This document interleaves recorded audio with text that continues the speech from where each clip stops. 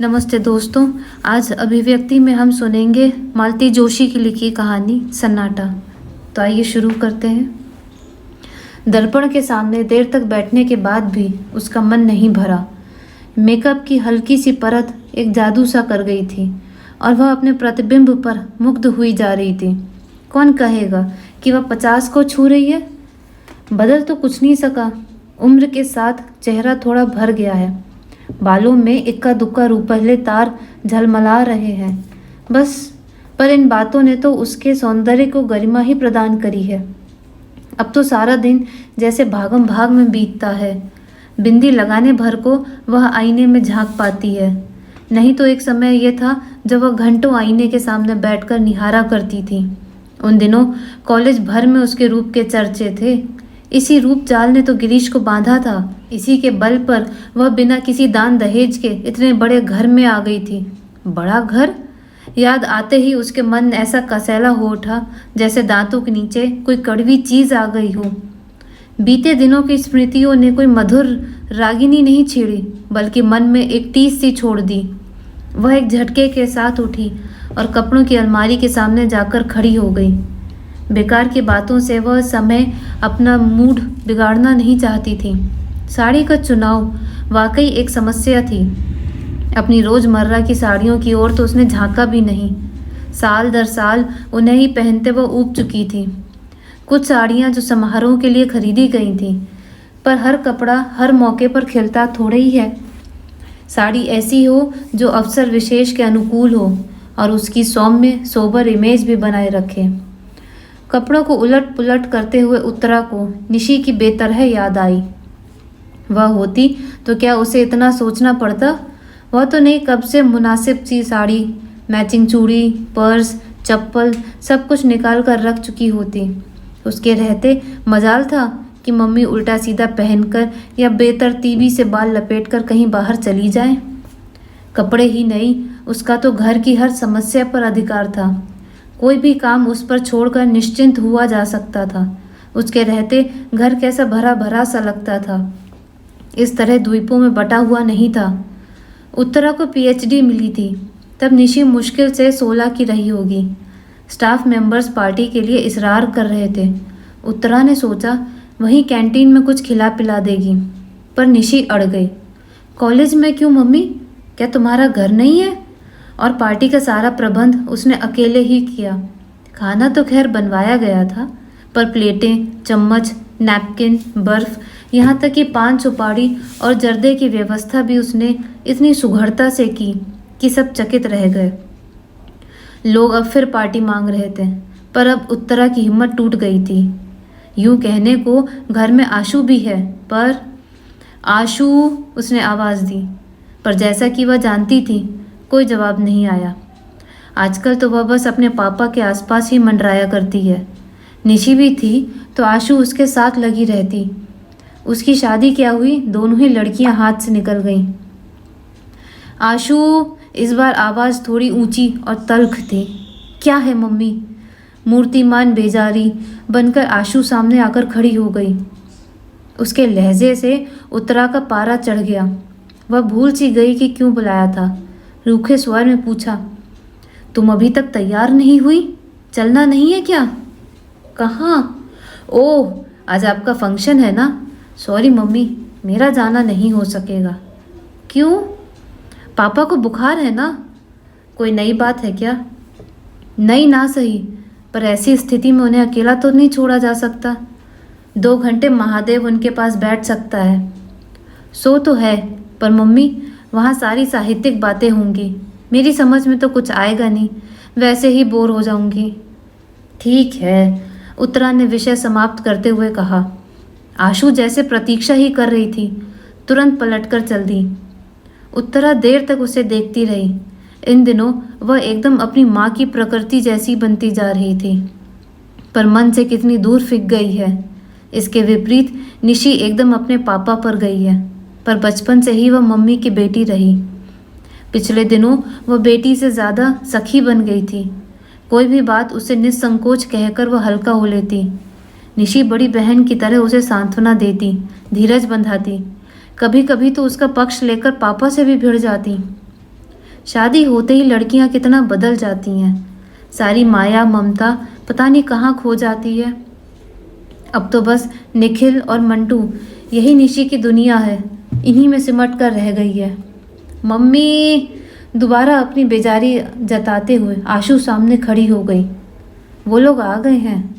अरे 4 बज गए क्या? उसने चौंक कर घड़ी देखी। आशु, उन्हें बैठाओ, पानी वानी पिलाओ, मैं बस आ रही हूँ। अपने को आखिरी बार आईने में देखने के लिए वह मुड़ी तो उसमें आशु का खिंचा खिंचा सा चेहरा परिलक्षित हुआ। उत्तरा जल भुन कर रह गई। मेरे मेहमानों को 1 गिलास पानी पिलाने में इसकी जान जाती है। पापा के लिए हर आधा घंटे में चाय बनाकर इसके हाथ नहीं थकते। वह बुदबुदाई, पर सारा गुस्सा भीतर ही भीतर पी गई। इस समय वह अपना मन एकदम प्रसन्न रखना चाहती थी। हेलो एवरीबॉडी, उसने बड़े खुशनुमा अंदाज में कहा और हॉल में प्रवेश किया। पर वहाँ सतीश मेहता अकेला बैठा अखबार पढ़ रहा था। सामने ट्रे में पानी से भरा गिलास अनछुआ रखा था। चलो, उसने कहा। बाय ऑल मीन्स मैडम, कहते हुए वह खड़ा हो गया, पर एकदम ठिठक गया। अंकल नहीं चलेंगे? दरवाजे तक पहुंच गई थी उत्तरा, पर देखा कि सतीश अभी वहीं खड़ा है। नहीं, अंकल नहीं चलेंगे, उनकी तबीयत ठीक नहीं है। स्वर को यथासाध्य तल्ख बनाते हुए उसने कहा। और आशु जी? सतीश ने अस्फुट किंतु उत्सुक स्वर में पूछा। नहीं, वह कैसे आ सकती है? उनके पास भी तो कोई होना चाहिए। वैसे तो मेरा जाना भी मुश्किल ही था, पर अब तुम लोगों ने इतना बड़ा आयोजन कर रखा है। और यह कहते हुए वह खटाखट सीढ़ियाँ उतरकर गाड़ी के पास जाकर खड़ी हो गई। मेहता को मजबूरन साथ आना ही पड़ा, पर उसके लिए दरवाज़ा खोलते हुए, अपनी सीट पर बैठते हुए और गाड़ी स्टार्ट करते हुए उसकी आंखें बराबर बंद दरवाजे पर खिड़कियों के पर्दों को निहारती रहीं, पर निराशा ही हाथ लगी। बेचारा सतीश, उत्तरा को उस पर दया आ गई। बेचारा जान छिड़कता है आशु पर वह लड़की है कि 1 मिनट को पापा की ओट नहीं करना चाहती। साथ नहीं आई ना सही, पर गुड लक कहने दरवाजे तक तो आ ही सकती थी। गुस्सा तो उसके पापा पर आता है। ऐसे नाजुक मिजाज हैं कि हर पल किसी का आंचल थामे रहना चाहते हैं। 5 बहनों में अकेले भाई हैं, खूब लाड़ प्यार पाया है। अम्मा जी ने तो एकदम आग की पुतली की तरह सहेजा है उन्हें। तभी तो यथार्थ की धरती पर पैर रखते ही उनका दम फूल जाता है। जिस बीमारी का आशु इतना हवा बना रही है, उसकी नब्ज निशी ने खूब पकड़ ली थी। कुछ नहीं है मम्मी, ये सब जॉब सिकनेस है, जिम्मेदारियों से भागने के बहाने हैं। इन्हें सारे झंझटों से मुक्ति दे दीजिए, फिर देखिए इन्हें कुछ नहीं होगा। बात एकदम सही थी। चाहे बिजली का बिल भरना हो या हाउस टैक्स, बच्चों का एडमिशन करवाना हो या खेत से गेहूं लदवाने हो, गिरीश को कल्पना से ही बुखार आने लगता। बुखार ना आता तो पीठ अकड़ जाती या सिर दर्द से फटने लगता। बच्चों की हारी बीमारी में भी कभी उनका सहारा ना मिला। निशी की सगाई के समय तो वे अस्पताल में ही भर्ती थे। बच्चों की दादी जब तक रहीं, बेटे की बीमारी में सिर घर पर उठा लेती। उनकी इस हाय तौबा में मूल प्रश्न जाने कहाँ बिला जाता। बार बार कोसती, अकेला आदमी बेचारा कहाँ तक बोझा ढोता फिरेगा। एक लड़का ही अगर हो जाता। ये बात वे कुछ इस अंदाज में कहती मानो बेटा होता तो सीधा झूले से उतरकर बाप का हाथ बटाने पहुंच जाता। अम्मा जी की मृत्यु के बाद तो गिरीश एकदम जैसे निराश्रित हो गए। पहले तो उन्होंने उत्तरा का सहारा लेना चाहा, पर वैसी संवेदनशील सेवा वह कैसे करती, कब करती? आखिर बच्चे भी तो उसी को पालने थे। नौकरी भी तो अब उसके लिए शौकिया नहीं रही, वह जीवन की अनिवार्य आवश्यकता बन गई थी। बड़ा घर मात्र एक छलावा था। सारे सब्ज बाग दूर के ढोल निकले।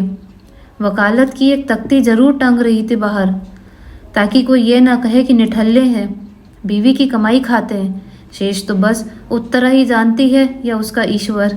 पत्नी से निराश होकर अब उन्होंने आशु का दामन थाम लिया है। उन्हें इस बात का एहसास नहीं है कि इस तरह वह लड़की को तबाह कर रहे हैं। पता नहीं कैसे उसके मन में यह भय बैठ गया है कि उसकी शादी के होते ही पापा एकदम अकेले पड़ जाएंगे। अकेलापन क्या इतना भयानक होता है? आखिर उत्तरा भी तो जी रही है। वह तो बरसों से भीड़ के बीच अकेलापन झेल रही है, उसने तो कभी शिकायत नहीं की। मैडम, वह जैसे हड़बड़ाकर तंद्रा से जागी। गाड़ी मछली की तरह फिसलती हुई कब कॉलेज पहुंच गई उसे पता ही नहीं चला। पोर्च में उसके कुछ कनिष्ठ सहयोगी और विभाग के छात्र छात्राएं स्वागत के लिए खड़े थे। गाड़ी से उतरते समय उसकी मनःस्थिति बड़ी अजीब सी थी।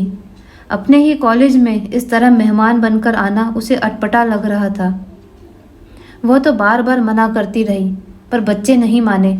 उसका गौरव, उसका सम्मान जैसे सबका हो गया था, इसे वह कैसे व्यर्थ होने देते। यह सब कुछ इतना अनपेक्षित था कि उत्तरा स्वयं हैरान थी। वर्षों के अध्ययन और परिश्रम के बाद उसने एक भारी भरकम पुस्तक लिख डाली, भारतीय नारी की सामाजिक चेतना, उदय और विकास। बड़ी मुश्किल से तो वह प्रकाशक जुटा पाई थी। उसने उस समय बस यही आशा की थी कि शिक्षा मंत्रालय द्वारा खरीद ली गई तो पुस्तक कॉलेज के पुस्तकालयों में पहुंच जाएगी। 4 लोग इसे पढ़ेंगे तो उसका श्रम सार्थक हो जाएगा। पर आश्चर्य, पुस्तक तो अकादमी पुरस्कार जीत लाई। उसे तो सुनकर कानों पर विश्वास ही नहीं आया। उसके छात्र जगत में तो आनंद की लहर दौड़ गई थी। पुरस्कार समारोह तो राजधानी में अगले महीने होना था, पर उन लोगों ने कॉलेज में उससे पहले ही एक सम्मान समारोह आयोजित कर डाला। उसे हमेशा अपने विद्यार्थियों से आदर और स्नेह मिलता रहा है। छात्र अनुशासनहीनता की पुकार मचाने वाले उसके सहयोगी अक्सर उससे ईर्ष्या करने लगते। फैकल्टी का वह छोटा सा हॉल बड़े कलात्मक ढंग से सजाया गया था। हॉल में प्रवेश करते ही स्वयं प्राचार्य ने उठकर उसका स्वागत किया तो वह संकोच में गड़ गई। उससे पहले तो फूल मालाओं से लाद दिया गया, फिर भाषणों का दौर प्रारंभ हुआ। छात्र तो उसकी इस उपलब्धि पर गद्गद थे, पर कुछ सहकर्मियों ने जब उसकी प्रशंसा के पुल बांध दिए तो उसे सुखद आश्चर्य हुआ। प्राचार्य महोदय ने भी तो 2 शब्द बोले।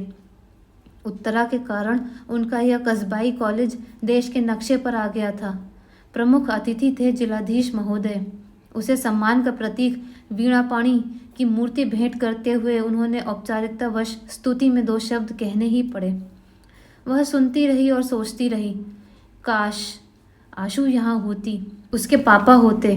वे लोग जरा देखते तो कि घर के बाहर उसे कितनी इज्जत मिलती है, प्यार मिलता है।